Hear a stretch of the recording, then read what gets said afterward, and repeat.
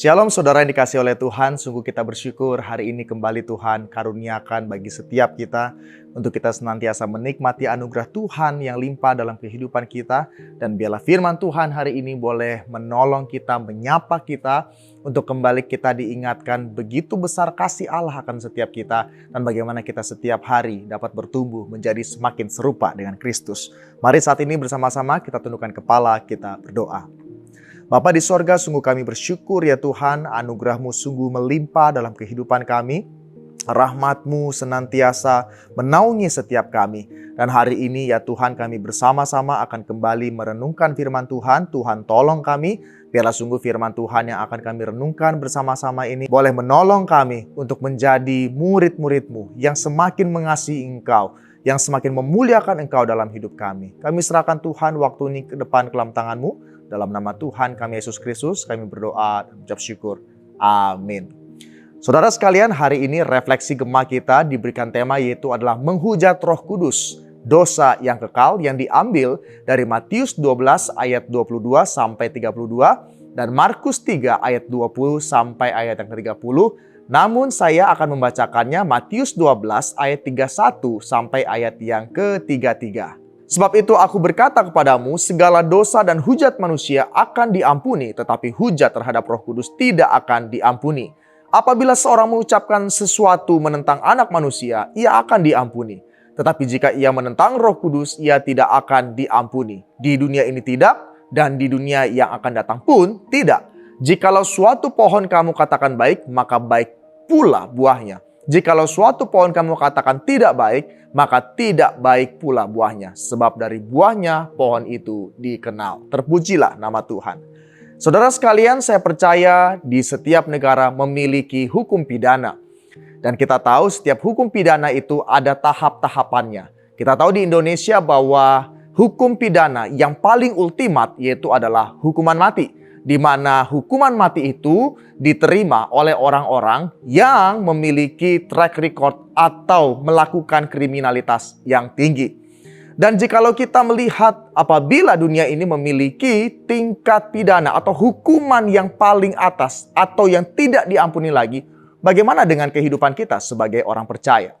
Saudara sekalian, bacaan hari ini menimbulkan ketakutan besar bagi pembaca karena menegaskan bahwa menghujat Roh Kudus adalah dosa yang kekal, tidak bisa diampuni selama-lamanya.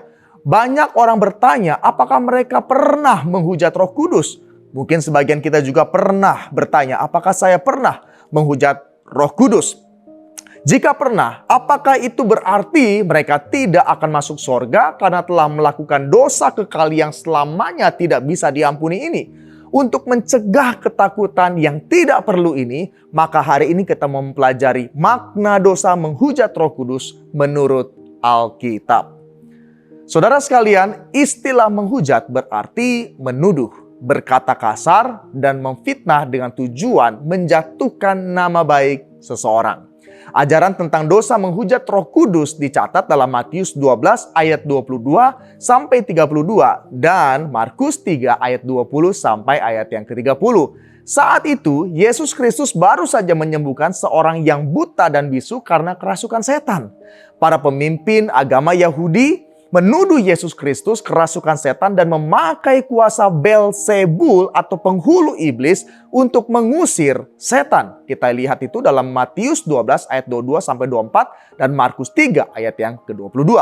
Yesus Kristus merespon tuduhan itu dengan berkata bahwa mustahil ia memakai kuasa iblis sebab jika iblis memberontak melawan dirinya sendiri, kerajaannya pasti hancur.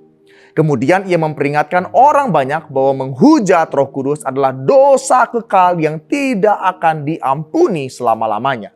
Kesimpulannya adalah dosa menghujat Roh Kudus berarti menuduh bahwa Yesus Kristus kerasukan roh jahat dan menggunakan kuasa Beelzebul untuk melakukan mujizat. Kita bisa melihat dalam Markus 3 ayat yang ke-30. Dalam pelayanannya, saudara sekalian, Yesus Kristus mengandalkan kuasa Roh Kudus yang hadir, mengurapi, dan memampukannya dalam melayani. Oleh karena itu, menuduh Yesus Kristus mengandalkan kuasa Belzebul untuk melayani sama artinya berkata bahwa Roh Kudus adalah Belzebul. Saudara, penjelasan di atas menunjukkan bahwa penghujatan terhadap Roh Kudus terjadi saat kita secara langsung melihat Yesus Kristus melakukan mujizat dan menuduhnya mengandalkan kuasa Belzebul untuk melakukan mujizat. Karena itu, dosa ini tidak mungkin terulang saat ini lagi. Yesus Kristus sudah kembali ke sorga dan kita tidak mungkin menyaksikan dia melakukan mujizat di depan mata kita dan menuduhnya kerasukan setan. Saudara, dengan kata lain, orang masa kini tidak mungkin menghujat Roh Kudus.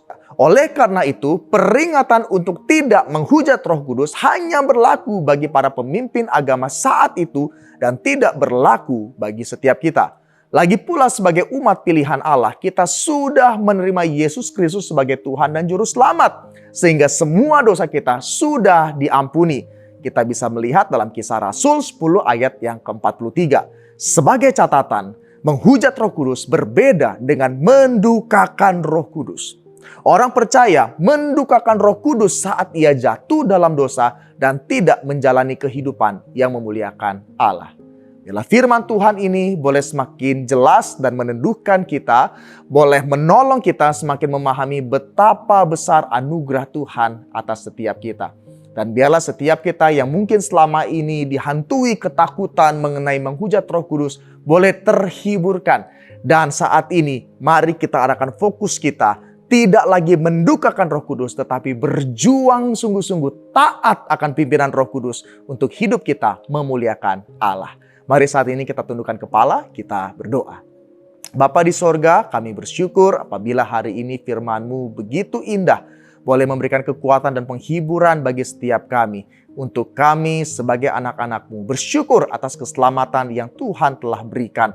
Apabila saat ini ya Tuhan, selama ini kami memiliki kesalahpahaman atau memiliki ketakutan-ketakutan terkait dengan penghujatan kepada Roh Kudus. Biarlah hari ini semuanya menjadi jelas dan kami hidup dalam sebuah kemerdekaan yang sejati yang dikaruniakan oleh Roh Kudus dalam kehidupan kami.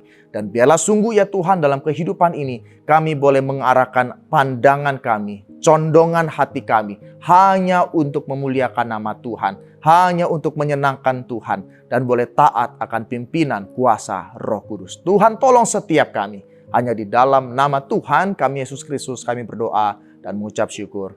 Amin. Kiranya setiap kita boleh diberkati. Tuhan memberkati setiap kita dan have a nice day.